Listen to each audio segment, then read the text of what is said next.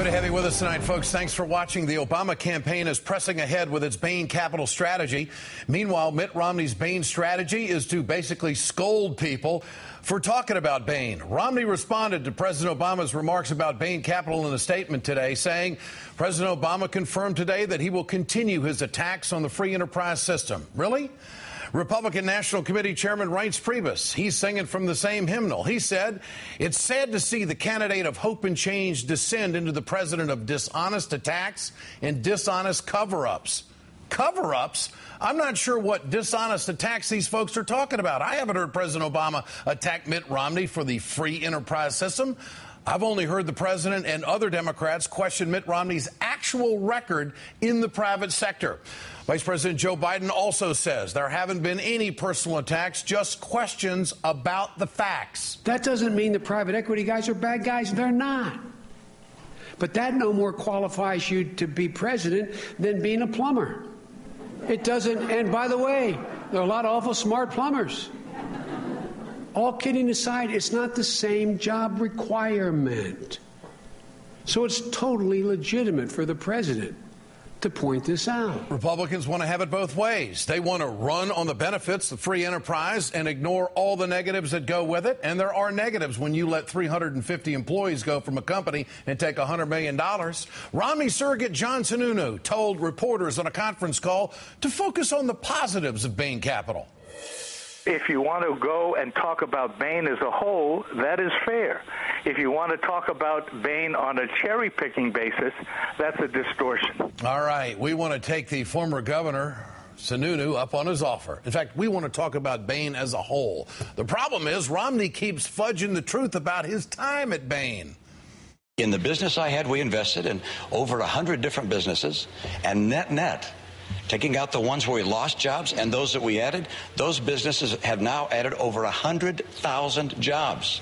Romney's campaign has not been able to offer any proof about the 100,000 jobs created by the candidate. In fact, an analysis by the Washington Post said this tally obviously does not include job losses from other companies with which Bain Capital was involved and are based on current employment figures, not the period when Romney worked at Bain. Back in 1994, when Romney was running for Senate in Massachusetts, he was bragging about a much smaller number.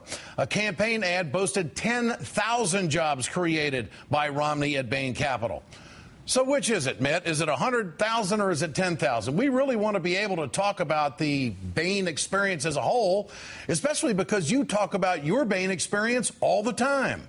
I'm convinced that my experience will help me get this economy going and get people back to work in good jobs. My experience in the economy came by actually living in the economy, working at a job, working my way up, starting a business. Conservative values were also part of my business experience, because in business, you don't have a choice about balancing your budget. You either balance your budget or you go bankrupt. Romney highlighted his business experience so much during the primaries, even as Republican opponents raised questions about his time at Bain Capital. Would find it pretty hard to justify rich people figuring out clever legal ways to loot a company, leaving behind 1,700 families without a job. They sit there and they wait until they see a distressed company, and then they swoop in and pick the carcass clean and then fly away. If Governor Romney would like to give back all the money he's earned from bankrupting companies and laying off employees over his years at Bain, that I would be glad to then listen to him. Those people are out of work today after Bain Capital basically gutted the company, took, I believe, $20 million of profit out of it, and people lost their jobs. When it comes to Bain Capital, Mitt Romney can run, but he can't hide. Democrats are not backing down, despite Republicans telling him to stop talking about Bain Capital. The pro-Obama super PAC, Priorities USA, has a new ad out today about Bain Capital and results. I worked at the plant going on 34 years. I thought that I was going to retire from there. I had about 2.5 years to go. I was suddenly 60 years old. I had no health care. And that's scary. When Mitt Romney did that, he made me sick. Priorities USA Action is responsible for the content of this advertising. So whose side are you on? Bain Capital walked away with a $100 million return on investment from AMPAD. Meanwhile, workers, what happened to them? Well, they're laid off. They're kicked to the side of the road like roadkill, and they're moved around like furniture. Pensions were deleted, and health care was cut. None of the $100 million in profit went to helping out any of those workers who were laid off, because that's just not Bain's priority. The American people, I think, are starting to get it. A new poll by Public Policy Polling asked, what was Mitt Romney's primary concern at Bain Capital? 57% said making a profit. And I think Americans understand that. 12% said creating jobs. Oh, wait a minute. They're figuring this out. This is about profit. It's not about people. And 25% said both equally. Now, voters are taking Mitt Romney's business experience seriously. And you know what? They should. This priority, his priority, all along was profit and policies as his president. If he becomes president of the United States, this is what it's going to look like.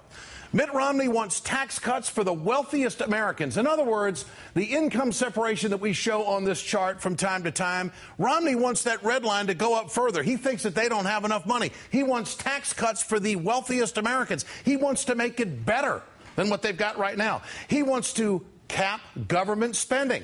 So goodbye to the public sector job creation. Now, think about this. Capping government spending. Later in this broadcast, I'm going to show you just exactly how President Obama has done that better than Republican presidents.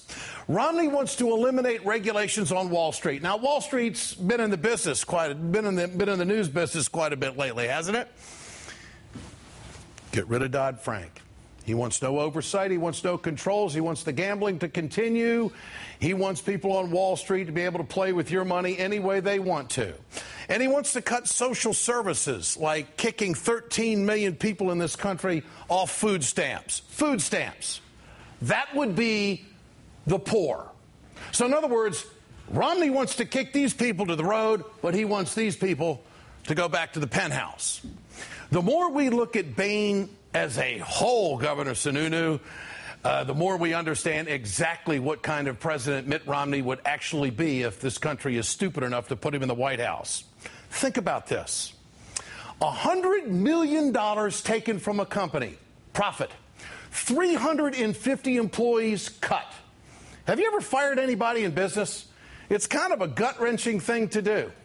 It really is. Some people just can't handle it. They don't do it very well.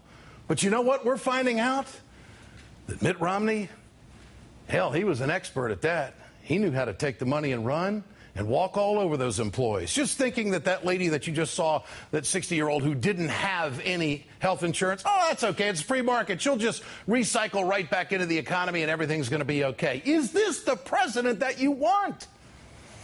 Get your cell phones out. I want to know what you think. Tonight's question. Is it fair to ask if Mitt Romney's experience as a vulture capitalist makes him fit to be president?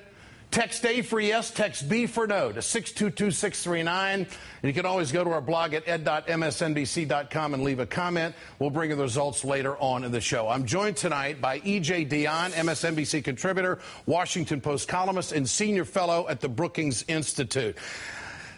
EJ, great to have you with us tonight. You know, you have been on this story about the poor. You have been on this story about Bain and the separation of wealth in this country and what is happening. The debate over Bain Capital this isn't going to go away. This isn't going to go away until Election Day. I mean, this is really a big part of where we are in America, the culture of vulture capitalism. Why is it so important in your opinion? The Obama team is going to stay on this as long as this campaign goes. Why is this important? Well, I think it's important for two big reasons. Reason one is, who is Mitt Romney and what did he do? And he, in his early part of the campaign especially, but in a sense all the way through up to now, says, I've been in business, I know how to create jobs, that's why you should make me president.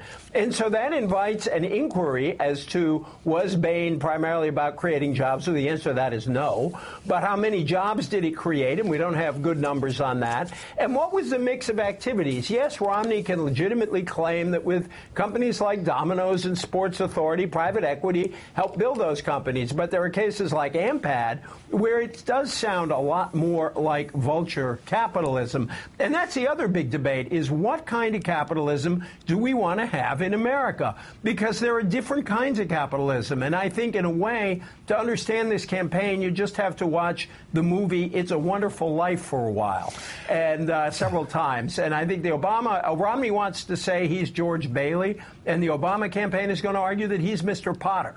And I think that some of this financial engineering that people engage in sounds more Potter-like than Bailey-like to me. You know, Romney wants everybody to talk about the positives of Bain Capital, and that's what his surrogates are saying. But is he able to answer for the pain and the suffering that his business has caused? And this is a vital part of the campaign. When you kick 350 people to the road and you take $100 million, the American people, I don't think they are compassionate to that kind of business. Is the Romney campaign worried that this Bain thing just is not going to go away? I think so, because obviously the Obama people also want to turn it into a character issue, and people tend not to like the boss who has fired them. And the other issue is, what do these guys do with pension funds? You know, some of these deals, the pension funds get looted, and people who were promised a pension can't collect it. Sometimes retirees who have health care promised them, they lose that promise. I think this is going to be a real challenge for journalism, because not all of these details are public. And I think, in a way, I agree with John Sununu. I think that you need a really detailed look at Bain, because Romney started out making it a big deal in the campaign, and we need to know, what did they do, what was constructive, and what was not so constructive for the larger economy. Romney has been criticized in this campaign season for not being able to connect with people, that he's just not the regular guy, that he just can't go into the crowd. He's awkward, and he says goofy things to people in awkward moments. It's been pretty well documented.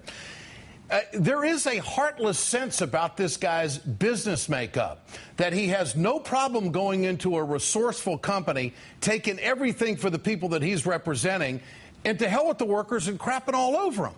Now, in this time of austerity in this country, if this country elects this man, how could it get any better for workers? It can't. Because his philosophy pretty much is at night, EJ, to be heartless and cut right to the bottom line, and you're just going to have to run over some people to get there. I mean, that's the Mitt Romney that I think this country is getting to know. Your thoughts? Well, I got to decide which of my two Cadillacs I'm going to drive home in tonight. I mean, he's had a history of saying things. Whenever he talks about money, he seems very, very uneasy about it.